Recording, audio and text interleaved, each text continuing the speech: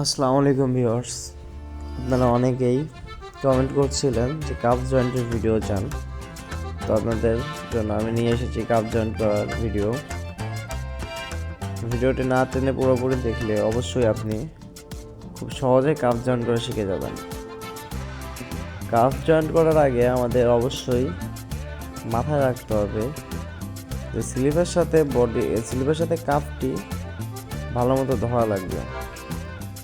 যদি স্লিপের সাথে কাপটি ভালো মতো না ধরা হয় তাহলে দেখা যাবে যে আমাদের বডিতে ঠোঁট বের হয়ে যাবে, প্লাস ডাউন স্টিচ হবে, শর্ট স্টিচ হবে। এই যে বডি স্লিপের সাথে কাপটি ধরার পরে বডি জয়েন্ট দেওয়া হচ্ছে।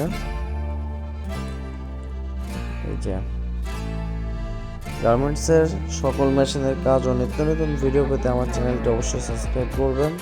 ভিডিওটি ভালো লাগলে অবশ্যই একটি লাইক, একটি কমেন্ট করে আমার পাশে থাকবেন। ধন্যবাদ সকলকে।